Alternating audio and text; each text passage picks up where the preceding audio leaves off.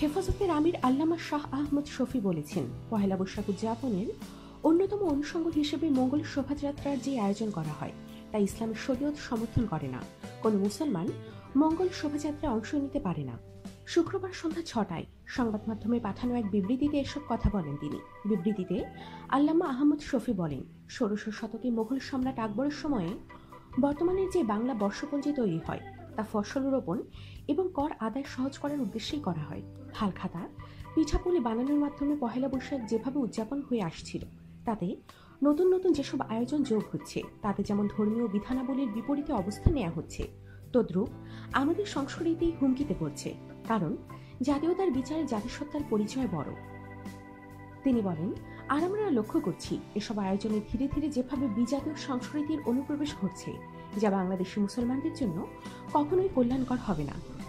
আল্লামা শফি আরও বলেন, মানুষের জীবনের কল্যাণ ও মঙ্গল অমঙ্গল সবকিছুই আমাদের সৃষ্টিকর্তা মহান আল্লাহ তাআলার হুকুমে হয়।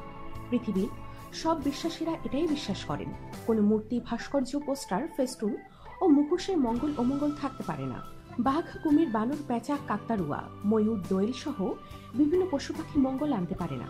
এসব বিশ্বাস যেমন ইসলামের শরীয়ত বিরোধী চেতনা, তদ্রূপ এমন আধুনিক সময়ে মূর্তি, ভাস্কর্য ও জীবজন্তুর ছবিতে মঙ্গল অমঙ্গল কামনা করা একটি কুসংস্কারাচ্ছন্ন ধ্যান ধারণা বলেও মন্তব্য করেন তিনি।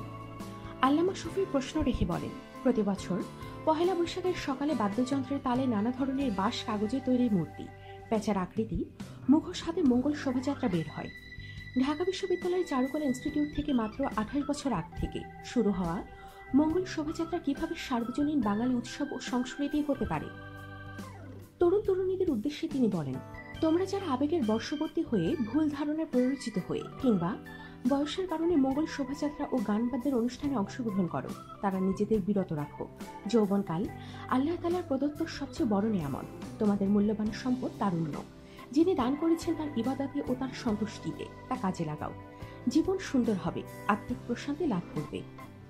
মুসলিম জনতার উদ্দেশ্যে আল্লামা শফি বলেন, সাম্প্রতিক সময়ে আমাদের মাতৃভূমি বাংলাদেশে যেভাবে অগ্নিকাণ্ড, সড়ক দুর্ঘটনা, ধর্ষণ ও পাপাচার বেড়ে চলছে, এর থেকে পরিত্রাণ পেতে আমাদের উচিত মহান আল্লাহ তাআলার কাছে তওবা ও ইস্তেগফারের মাধ্যমে ক্ষমা প্রার্থনা করা, তার ইবাদতে মগ্ন হওয়া, নিজেদের আত্মিক পরিশুদ্ধতা অর্জনের চেষ্টা সাধনা করা।